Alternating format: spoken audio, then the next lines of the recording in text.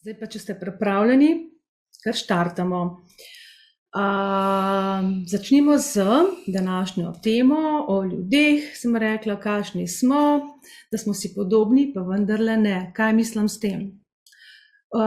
Omenila sem že izraz prazne posode, pa sem rekla, da bomo o tem nadaljevali nekoč, in to je sedaj, ta nekoč. Dajmo vzeti kar svetopisemsko stvarjenje, za majčkan se upeljemo v, kaj je to prazna posoda. Imamo dve stvarjenji, smo rekli, Elohim in pa Demiurgovo, oziroma Jahve je pač židovsko ime, dve stvarjenji.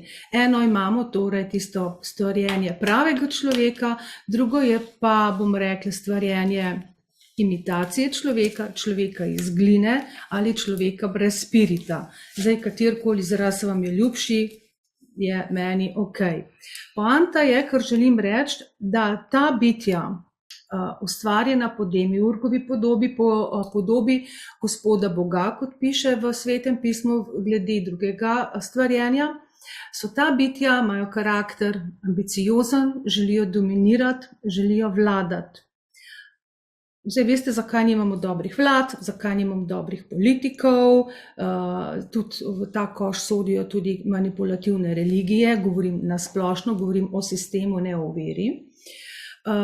Zato, ker ljudje, ki imajo te atribute v sebi, po njihovi naravni poti jih vleče, da silijo naprej, v ospredje, zato, ker njihova perspektiva je v zdaj, v tem trenutku, ne more obstajati v neki drugi dimenziji, ne? Njihov pogled ne seže onkraj in zato so koncentrirane na edino okolje, ki ga poznajo in želijo tudi v tem okolju obstati. In zato tudi lahko že gledano nazaj v zgodovino vidimo trend, da obstaja iskanje podaljševanja življenja, se pravi živeti dolgo, zdravo v tem fizičnem svetu.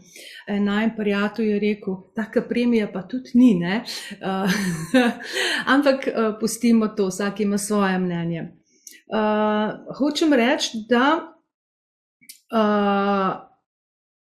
že vidimo raziskave, sploh če se vrnemo v sedanjost, ne, da se ukvarjajo s tem, kako podaljšati življenje, da je tehnologija zelo napredovala na tem področju. Manj znane so pa tiste druge raziskave, ki pravzaprav poskušajo dušo ali po Aristotelu duše prenesti v neko drugo telo, ki pa ni nujno organskega izvora. Veste, kaj mislim, ne?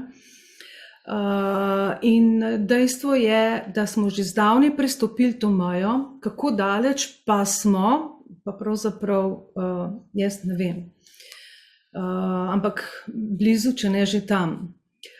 Takole v bistvu nekaj sem prepravila skozi zgodovino, ne, o praznih posodah, kako govorijo, to so pač telesa duše, nepovezane z spiritom. In tako pravi George Ivanovič Georgijev, to je bil ruski fizik, pa mistik, pa duhovni učitelj in tudi skladatelj, nekje pred dobrimi 150 leti se je rodil in on je takole rekel. Precejšen odstotek ljudi, ki jih srečujemo na ulici, so ljudje, ki so naznotraj prazni, ki so dejansko že mrtvi. Na našo srečo mi tega ne vemo in ne vidimo. Če bi videli, koliko teh dejansko mrtvih ljudi nam vlada, bi znoreli od groze. Sem pač prebrala, da je bilo citirano. Ja. Se je že začelo? Ja. Gremo naprej na Sri Aurobindo, ki pravi na temo, da pač vsem tem praznim posodam so bitja, telo, duša, spirit, hrana, energijska hrana. In takole pravi, videti so človeška bitja, a so kot vampirji, to niso ljudje. No, danes bi jim rekli tudi energijski vampirji, pa zombiji, ta je najbolj popularen izraz. Pravi, so inkarnacije biti iz sveta, ki je ob našem fizičnem svetu, svetu, ki mu pravimo vitalni svet.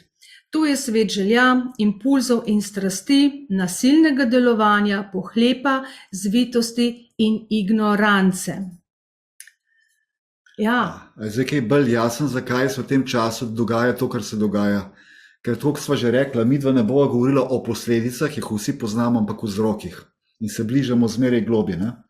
Ja,